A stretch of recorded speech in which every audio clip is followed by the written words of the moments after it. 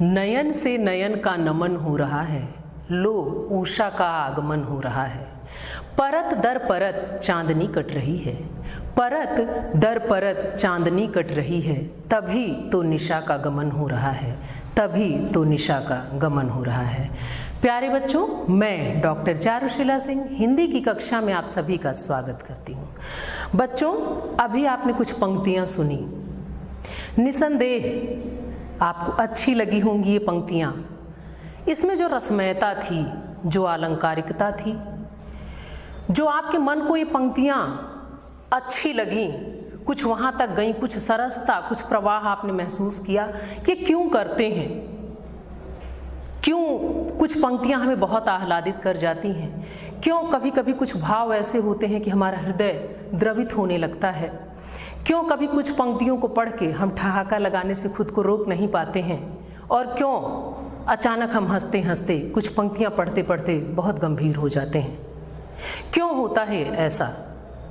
बच्चों, ये होता है रसों की वजह से। आज जो हमारे अध्ययन का क्रम है, जो विषय है, वो आपके गद्य पद्य से थोड़ा अलग है। आपने पिछली कक्षा तक अभी गद्य और पद्य के कई पाठ पढ़े, आप एक अलग भाव भूमि पर थे, लेकिन आज हम एक नवीन भाव भूमि पर विचरण करेंगे, जो है काव्य सौंदर्य के तत्व। अभी जो मैंने आपसे कहा कि क्यों हम कभी हंसने लगते हैं, कभी गंभीर हो जाते हैं, क्या होता है ऐसा? पंक्तियों में ऐसा क्या होता है जो उन पंक्तियों से होते हुए हमारे और आपके अंतर मन को आह्लादित करता है, द्रवित करता है, हंसाता है, गुदगुदाता है? बच्चों, काव्य सौंदर्य के तत्व होते हैं रस, छंद और अलंकार। आज हम काव्य सौंदर्य के तत्व के अंतर्गत रसों की चर्चा करेंगे।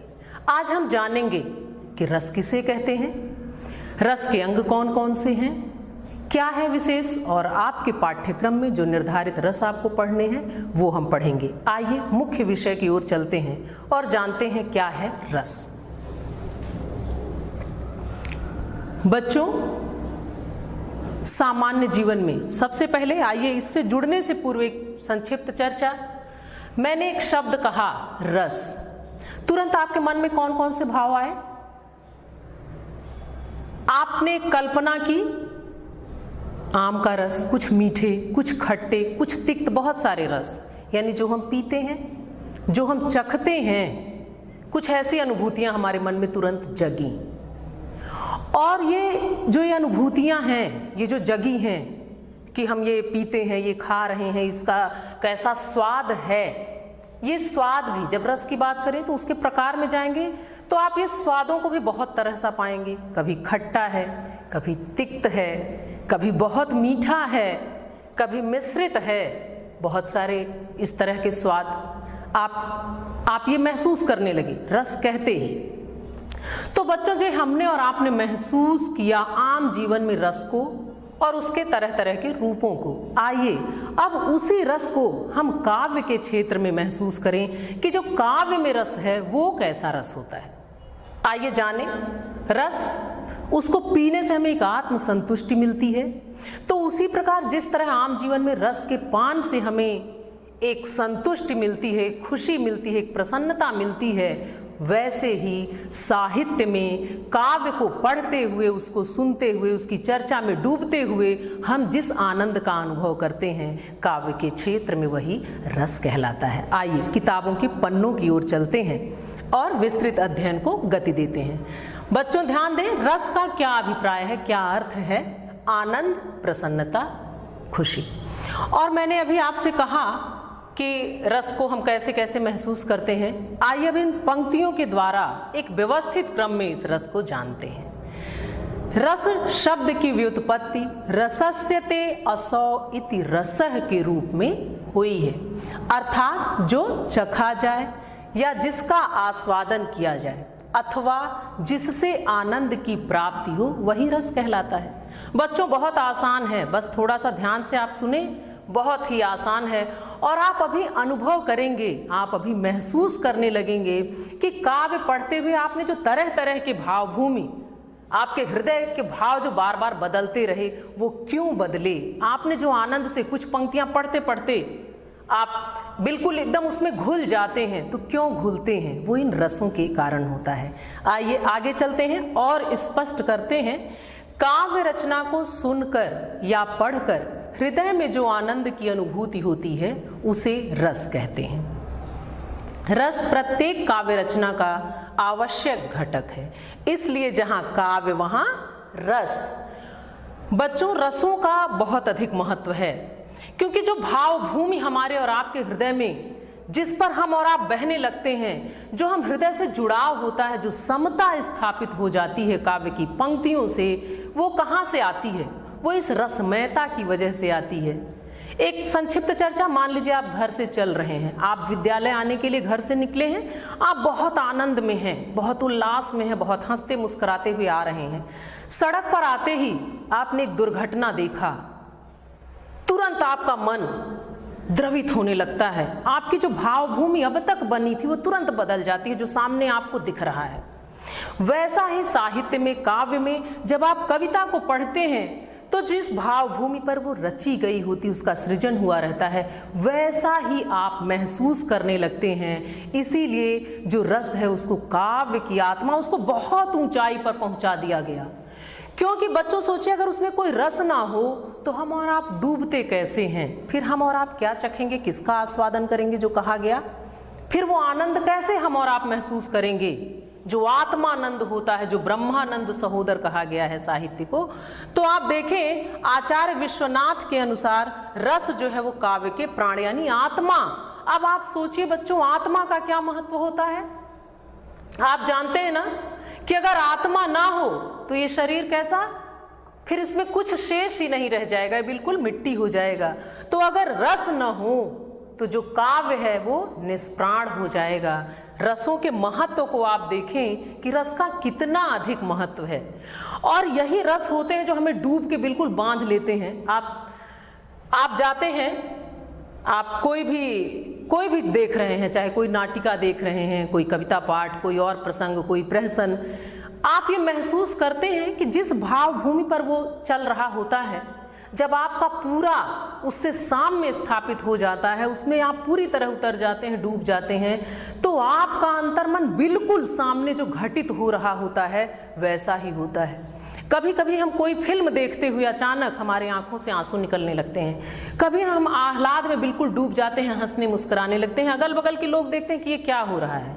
वो रस होता है जो वहां से होता हुआ, आपके हृदय से होता हुआ आपके मुखमंडल पर प्रतिबिंबित होने लगता है बच्चों। तो ये रस का महत्व है जो हमने और आपने काव्य को पढ़ते हुए बार बार महसूस किया है। कभी हम ओज और उत्साह से भर जाते हैं, कभी हम करुणा महसूस करने लगते हैं, हृदय जो है हमारा वो द्रवित होने लगता है। कभी प्रेम और सौंदर्य का वर्णन पढ़ते हैं तो दूसरी ही भावभूमि सृजित हो जाती है। तो जो ये होता है ये काव्य में रसों के कारण होता है, और रसों का तो इतना महत्व है कि कह दिया गया कि जो रस हैं वो काव्य के प्राण हैं, वो उसकी आत्मा है।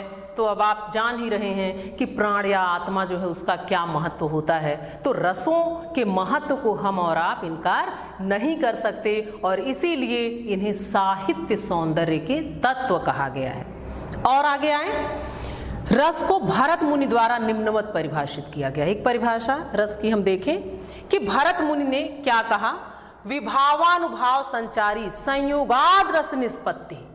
इन्होंने कहा कि विभाव, अनुभाव और संचारी भावों के संयोग से, इनके मिलने से क्या होता है, रस की निष्पत्ति होती है, रस निकलता है, रस सृजित होता है। अब यहाँ देखिए, अर्थात विभाव, अनुभाव तथा संचारी, संचारी का एक नाम व्यभिचारी भी है, भाव के संयोग से रस की निष्पत्ति होती है, यानी रस की भावभूमि सृजित होती है, वो रस वहाँ घटित होता है। जैसा अब आगे इसको हम और विस्तार देंगे बच्चों। आइए थोड़ा और आगे बढ़ते हैं, देखते हैं और क्या है। आपने जान लिया कि रस क्या है। रस वो है जो साहित्य में रस की बात हम करें, आम जीवन में रस हम जान रहे हैं जिसको चखा जाए, जिसका हम अनुभव करते हैं, आह्लादित होते हैं, जिसका आस्वादन करते हैं। और साहित्य के क्षेत्र में, काव्य में भी हम जिसको पढ़ते हैं, जिसको सुनते हैं, जिसको देखते हैं और जो आनंद हम और आप अनुभूति करते हैं, जो अनुभव हमको और आपको होता है, वो काव्य के क्षेत्र में रस कहलाता है। और रस जो है वो काव्य के प्राण है, उसकी आत्मा है। आइए, इतना हमने जान लिया है। अब चलते हैं कि रस के अंग, उसके अवयव क्या क्या हैं, किन सोपानों से होकर कोई रस अवस्था को प्राप्त होता है, ये जानते हैं। रस के अंग या अवयव, देखिए बच्चों कि वो कौन कौन से पड़ाव हैं जहां से होकर कोई रस अवस्था को पहुंचता है। पहला, स्थायी भाव। बच्चों ध्यान दीजिएगा, जो हृदय में स्थायी रूप से विद्यमान रहता है। हम और आप हैं, हमारे और आपके अंदर हमेशा बहुत सारे भाव हमेशा विद्यमान रहते हैं, लेकिन जैसा अवसर सामने आता है वैसा रस, वैसा स्थायी भाव हमारे और आपके अंदर से जगने लगता है। आप देखें, जो हृदय में स्थायी रूप से कि वो रहता हमेशा है अंदर, लेकिन जिस तरह का अवसर वो पाता है वो भाव अंकुरित होता है। तो स्थायी भाव के अंतर्गत जाने कि वो भाव जो हृदय में हमेशा स्थायी रूप से यानी हमेशा विद्यमान रहते हैं। अगला जो चरण है वो है विभाव। देखिए विभाव में क्या है, जिसके कारण सहृदय को रस प्राप्त होता है। स्थायी भाव को अंकुरित करने वाले कारक ही विभाव कहलाते हैं। बच्चों अभी आपने सुना, पुनः दोहराती हूं कि हमारे और आपके हृदय में जो भाव स्थायी रूप से यानी हमेशा बने रहते हैं वो है स्थायी भाव। और विभाव यानी जो स्थायी भाव हमारे हैं, जिस वजह से, जिस कारण से, जिस हेतु से वो अंकुरित हो जाते हैं, वो उठने लगते हैं मन में भाव, वो द्रवित होने लगता है, वो क्या है, विभाव के अंतर्गत। क्योंकि वो भाव अंकुरित होते हैं तो जिन कारकों से, और उसके अंतर्गत कौन कौन से विभाव के अंतर्गत वो कौन कौन से कारक हैं, वो कौन कौन से भाग हैं जो हमारे भावों को अंकुरित करने में सहयोग देते हैं, उन्हें बढ़ावा देते हैं। आइए देखते हैं। विभाव के अंतर्गत आलंबन और उद्दीपन, ये दो होते हैं। आलंबन, आश्रय और उद्दीपन, ये क्या है, आइए इन पंक्तियों की चर्चा करते हैं। आलंबन, विभाव। अभी आपने पढ़ा विभाव क्या है, कि जो स्थायी भाव हमारे और आपके अंदर हृदय में हमेशा रहते हैं, वो जिस कारण अंकुरित होते हैं वो है विभाव। वो हेतु, वो कारण है विभाव, जिसके कारण से हृदय को रस प्राप्त होता है। अब आलंबन देखिए बच्चों क्या है, जिस व्यक्ति या वस्तु के प्रति, ऑब्लिक कि चाहे वो व्यक्ति होगा या वस्तु होगा, जो भी हमें आपको प्रभावित करता है, जिस व्यक्ति वस्तु के प्रति स्थायी भाव उत्पन्न होता है वो हमारा आलंबन है। आलंबन का अभिप्राय होता है सहारा देने वाला या कारण, कि वो कौन सा कारण है जिस वजह से हमारे और आपके अंदर ये भाव अंकुरित होने लगते हैं। तो आलंबन के अंतर्गत आपने जाना कि जिस व्यक्ति वस्तु के प्रति स्थायी भाव, वो सामने जो घटित हो रहा है जिसकी वजह से यहाँ भाव जगे, वो आलंबन विभाव होता है। आलंबन का अभिप्राय है सहारा देने वाला या कारण, वो कारण जिसकी वजह से ये भाव जगते हैं। आश्रय देखिए, जिस व्यक्ति के मन में स्थायी भाव उत्पन्न होता है, वो जो कारण था, जो वजह था, आलंबन का अभिप्राय सहारा देना या कारण, वो आलंबन हो गया। लेकिन जिसके मन में, वो जो कारण है, जिस व्यक्ति के मन में भाव जगा रहे हैं, वो आश्रय होता है। जिस व्यक्ति के मन में स्थायी भाव उत्पन्न होता है,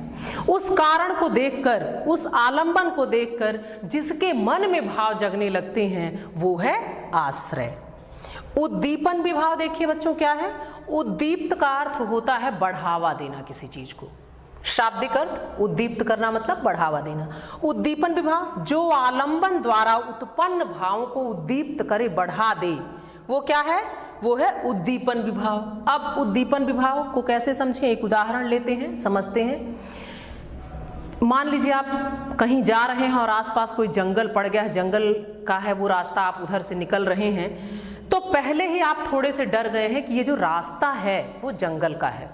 लेकिन आप सोचिए कि अगर उसी बीच आपको सिंह की गर्जना सुनाई दे तो क्या हो, हम पहले ही भयभीत हैं, हमारे अंदर जो भावभूमि हो भय की एक सृजित हो चुकी है, क्योंकि हम जंगल की तरफ से जा रहे हैं। लेकिन उसमें अगर सिंह की गर्जन, उसकी दहाड़ सुनाई दे तो क्या होगा, हम और अधिक डर जाएंगे। तो उद्दीपन विभाव, उद्दीप्त हुए जो हमारे भाव पहले से सृजित थे वो बहुत ज्यादा बढ़ गए, हम और डर गए। एक और उदाहरण, हम डर रहे, मान लीजिए अचानक हमारे सामने कोई सर्प, कोई सांप आ जाता है, हम और आप डर जाते हैं। लेकिन अगर वो अपना फन निकाल ले, अगर वो फुफकारने लगे, तो जो हमारा डर है वो बहुत तेजी से और बढ़ने लगता है। तो इस प्रकार ये जो घटनाएं हैं, जैसे सिंह का गर्जन, जैसे सर्प की फुफकार, तो ये हमारे उन भावों को क्या करते हैं, उद्दीप्त कर देते हैं, बढ़ा देते हैं। आइए बच्चों और स्पष्ट करें। और तीसरे चरण की तरफ आपने पढ़ा, आप अभी पढ़ रहे थे स्थायी भाव, विभाव। अब आइए अनुभाव। अनुभाव क्या होता है? स्थायी भाव के जागृत होने पर आश्रय की बाह्य चेष्टाओं को अनुभाव कहते हैं। अब देखिए, अभी आपने पढ़ा कि जब वो जगता है, उद्दीप्त होने लगता है, फिर वो क्या होता है। अभी हमने जो आपसे कहा कि हम जंगल की तरफ से जा रहे हैं और सिंह की गर्जन है, या कोई सर्प दिखा और उसकी फुफकार है, तो हम और डरे। अब अनुभाव देखिए क्या होता है, उसी से इसको मैं जोड़ के बताती हूँ, आप समझ जाएंगे। स्थायी भाव के जागृत होने पर आश्रय की बाह्य चेष्टाओं को अनुभाव कहते हैं। जैसे भय होने पर रोंगटे खड़े हो जाना, पसीने से तर हो जाना आदि। जब हमने वो दहाड़ सुनी, वो गर्जना सुनी, वो सर्प का फुफकारना हमने सुना, तो क्या हो गया, हम और भयभीत हुए और बाह्य चेष्टाएं वो हमारे ऊपर दिखने लगी। कैसे? हम पसीने से तर हो गए, हमारे रोंगटे डर से खड़े हो गए। तो ये जो है वो अनुभाव के अंतर्गत आता है। आइए अब आखिरी पड़ाव, संचारी या व्यभिचारी भाव। ये क्या है? आश्रय के मन में उठने वाले अस्थिर मनोविकार को संचारी भाव कहते हैं। बच्चों, जब इतना हुआ कि हम और आप डर गए इन भावों से, और फिर अनुभाव के अंतर्गत क्या हुआ, उद्दीप्त हुए गर्जन से, और फिर अनुभाव के अंतर्गत हमारा जो डर है हम पे प्रतिबिंबित होने लगा, हमारे चेहरे पर पसीने आने लगे, हमारे रोंगटे खड़े हो गए। लेकिन ये जो भाव मन में उठे, ये कैसे हैं?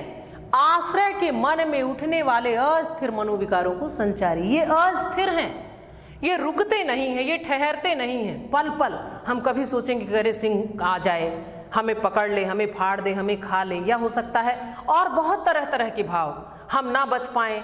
ये मन में जो तरह तरह के बहुत सारे भाव डर की वजह से हमारे और आपके उठने लगते हैं, ये स्थिर नहीं होते, ये बनते बिगड़ते रहते हैं। देखिए कैसे ये भाव बनते बिगड़ते हैं, स्थिर नहीं, क्षणिक होते हैं। हम डरते हैं तो तरह तरह की भावभूमि सृजित होने लगती है।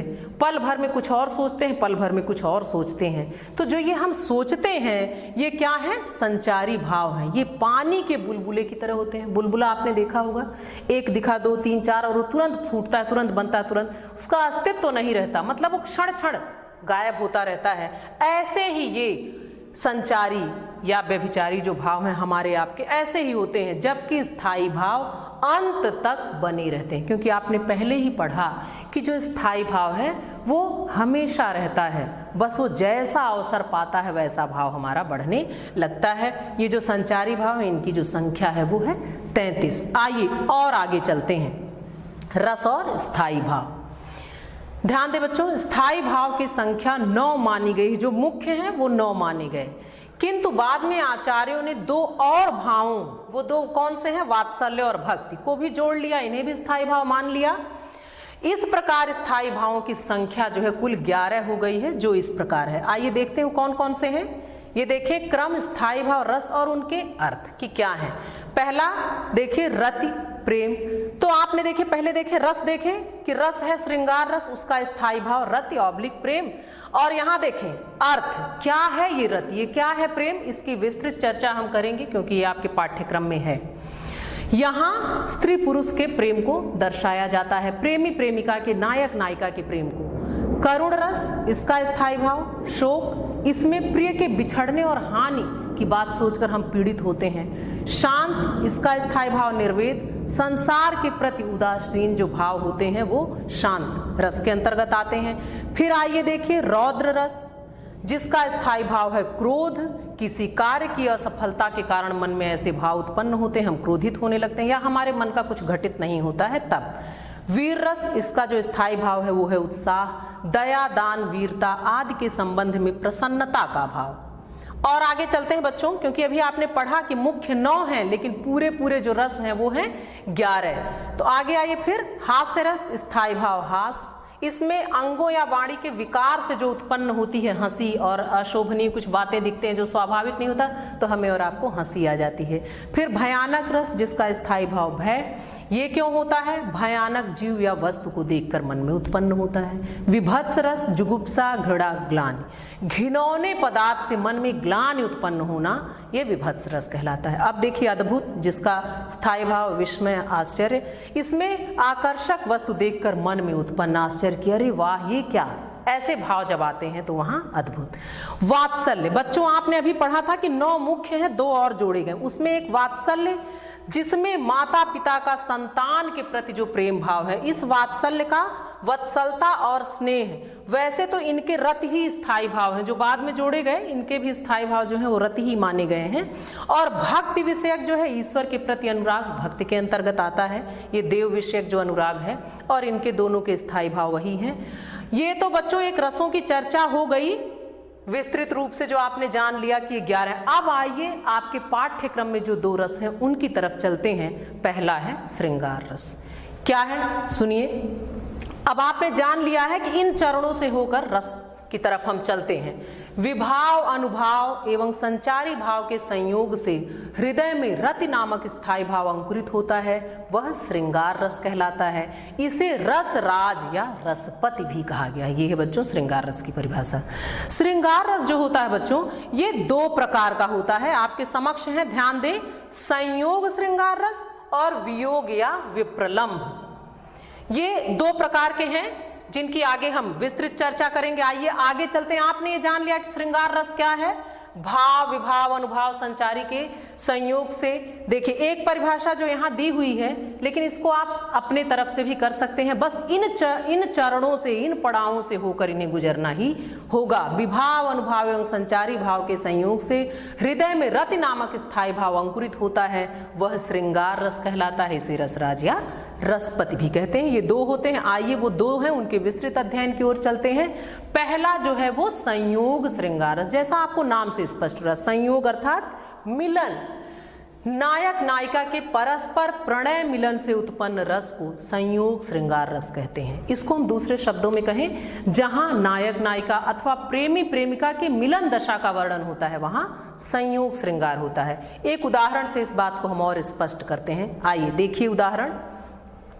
अभी आपको शुरू में भी बताया गया कि जो हम अनुभव करते हैं इन पंक्तियों में रसमयता, वो इसी वजह से होती है, और क्योंकि ये काव्य के प्राण हैं। आइए इन पंक्तियों को पढ़ें, देखें इनमें क्या सौंदर्य है, फिर स्पष्टीकरण में आपको बताते हैं। दूल्हे श्री रघुनाथ बने, दुल्ही सिय सुंदर मंदिर माही, गावती गीत सब मिली सुंदर, वेद जो बाजुर विप्र पढ़ाही। महसूस करें बच्चों, राम को रूप निहारती, जानकी कंगन के नग की परछाई, यात सब सुधि भूली गई, कर टेक रही पलटारती नाही, यात सब सुधि भूली गई, कर टेक रही पलटारती नाही।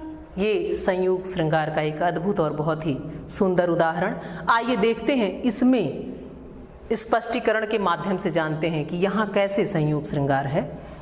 स्थायी भाव आपने अभी पढ़ा रति, विभाव के अंतर्गत आलंबन जो है वो राम है और आश्रय सीता। आपने अभी पढ़ा था बच्चों कि जिसको देखकर जिसके लिए मन में भाव, तो आलंबन, और जिसके हृदय में उत्पन्न हुआ वो आश्रय। तो सीता के हृदय में भाव उत्पन्न हो रहे हैं, और उद्दीपन ये बढ़ कैसे रहे हैं, नग में दिखाई देने वाला राम का जो प्रतिबिंब है, उन्होंने अपना हाथ ऐसे किया, उनकी अंगूठी है, उसके जो नग हैं, उस नग में राम का प्रतिबिंब दिख रहा है, और जैसे वो दिख रहा है वैसे ये भाव उद्दीप्त हो रहे हैं। अनुभाव, नग में राम के प्रतिबिंब को देखना, वह हाथ टेकना। और अनुभाव क्या चेष्टाएं कि अब वो हाथ हिलाना नहीं चाह रही हैं ताकि वो प्रतिबिंब उन्हें दिखता रहे। संचारी भाव हर्ष एवं जड़ता, वो प्रसन्न भी हैं और जड़ इसलिए हो गई हैं कि कहीं वो छवि इधर उधर ना हो, वो स्थिर रहेंगी, तभी वो प्रतिबिंबित होते रहेंगे। फल स्वरूप यहाँ संयोग श्रृंगार रस है। आगे आइए वियोग। वियोग में बच्चों क्या होता है, नायक नायिका के विछुड़न या विरह के वर्णन से उत्पन्न रस वियोग श्रृंगार या विप्रलंभ श्रृंगार रस कहलाता है। वियोग का एक नाम विप्रलंभ भी है, और प्रेम की परीक्षा विप्रलंभ यानी वियोग में ही होती है, ऐसा कहा जाता है। तो देखिए, आइए इन पंक्तियों को देखते हैं वियोग में। इस भाव को आप इस रूप में भी कह सकते हैं कि जहां नायक नायिका अथवा प्रेमी प्रेमिका के वियोग का या बिछड़ने का वर्णन होता है, वहां वियोग श्रृंगार होता है। आइए देखें, यहाँ वियोग का एक उदाहरण लें। रे मन आज परीक्षा तेरी, सब अपना सौभाग्य मनावे, दरस परस निह श्रेयस पावे, उद्धारक चाहे तो आवे, यहीं रहे यह चेरी। आइए स्पष्टीकरण में देखें इन पंक्तियों के कि क्या है स्पष्टीकरण। स्थायी भाव यहाँ भी रति ही है बच्चों। और आप अब ध्यान दें बच्चों कि अब हम यहाँ देखें विभाव के अंतर्गत कि क्या क्या हो रहा है। आलंबन कौन है? यशोधरा।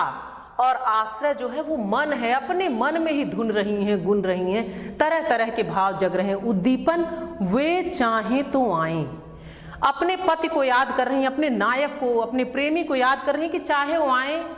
तो ये जो भाव उनके मन में उठ रहे हैं, यही उद्दीप्त कर रहे हैं तरह तरह के भाव उनको। अनुभाव अपने ही मन को समझाना और उद्बोधन, और स्वयं ही स्वयं को समझा भी रही हैं। संचारी भाव, वितर्क, अमर्ष आदि। फल स्वरूप यहाँ वियोग श्रृंगार रस है। संचारी भाव स्वयं में ही वो क्या कर सकती हैं? अपने ही तर्कों में फिर अपने ही तर्क वितर्क करना, स्वयं से प्रश्न, स्वयं से उसका जवाब, सब कुछ स्वयं से, अपने ही मन से एक द्वंद्व चल रहा है। और इसलिए यहाँ पर ये वियोग की स्थिति है, तो यहाँ पर वियोग श्रृंगार रस है। आइए बच्चों, अब अगले रस की तरफ चलते हैं जो आपको पढ़ना है, वो है वीर रस। आपने इसको बहुत सारी कविताओं में पढ़ा भी है। आइए देखें इसमें क्या है। वीरता, शक्ति, शौर्य, पराक्रम के वर्णन से उत्साह नामक स्थायी भाव से उत्पन्न रस वीर रस कहलाता है। इसके प्रमुख 4 अंग होते हैं। कौन कौन से? युद्धवीर, दानवीर, धर्मवीर, दयावीर। आइए एक उदाहरण के माध्यम से वीर रस को समझते हैं। बच्चों, बहुत सारी ऐसी पंक्तियां हम ये देखते हैं कि जब हमारे देश की चर्चा चलती है, वीरता और उत्साह, कुछ ऐतिहासिक युद्धों की चर्चा होती है, तो हम अपनी सुप्त चेतनाओं को जागृत होता हुआ महसूस करने लगते हैं। एक अलग सी भावभूमि सृजित होती है, जो मैंने कक्षा की शुरुआत में आपसे चर्चा करते हुए रस की बताया कि जो सामने घटित हो वो हम और आप महसूस करने लगे। तो यहाँ वीर रस के बारे में बताया जा रहा है एक उदाहरण के माध्यम से। इसको हम और स्पष्ट करते हैं। आइए देखें क्या है।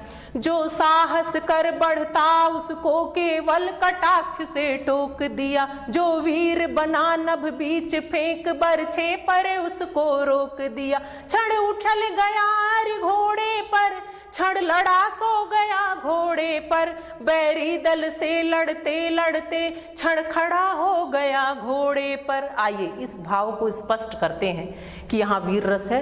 आप देखें स्थायी भाव उत्साह की इन पंक्तियों को पढ़ने में सुप्त चेतनाएं जो है जागृत होने लगी। हमने एक उत्साह, एक शौर्य, एक पराक्रम अपने अंदर महसूस करते हैं उन पंक्तियों से होते हुए अपने अंतर मन तक। और विभाव में देखें आलंबन, शत्रु की सेना। ये भाव क्यों राणा प्रताप के अंदर जग रहे हैं? क्यों उनको ऐसा लग रहा है कि मैं क्या करूं? वो जो शत्रु की सेना है उसको देखकर इनके अंदर वो उत्साह जगता जा रहा है। आश्रय राणा प्रताप किसके हृदय में जग रहा है? आपने अभी पढ़ा, बार बार इसको पढ़ा। वो जिसके मन में जगता है वो आश्रय है, तो राणा प्रताप के हृदय में ये भाव जग रहे हैं। उद्दीपन, शत्रु सेना की ललकार। जब वो चिल्ला रहे हैं, जब वो हाहाकार कर रहे हैं, तो भाव और बढ़ रहे हैं। अनुभाव, कटाक्ष करना, शत्रुओं को आकाश में फेंकना, घोड़े पर खड़े हो जाना, ये अनुभाव है, क्योंकि यही सब कर रहे हैं। संचारी, आवेग और गर्व। आइए बच्चों अपने अभीष्ट की ओर चलते हैं, मूल्यांकन की ओर चलते हैं, क्योंकि इसके बिना हम परीक्षा नहीं कर सकते। कुछ प्रश्न आपके लिए। पहला, वीर रस का लक्षण सो उदाहरण लिखिए। श्रृंगार रस की परिभाषा उदाहरण के साथ लिखिए। और कुछ 2 ऐसी पंक्तियां आपको दी गई हैं जिनको पढ़ें और उसमें कौन सा रस है आप बताएं। और संप्राप्ति, हमने और आपने आज क्या पाया? हमने और आपने आज इस चर्चा के माध्यम से जाना कि ये सच है, वस्तुतः जो रस है वो काव्य के प्राण ही हैं। अगली कक्षा में एक नवीन चर्चा के साथ पुनः मिलेंगे। धन्यवाद।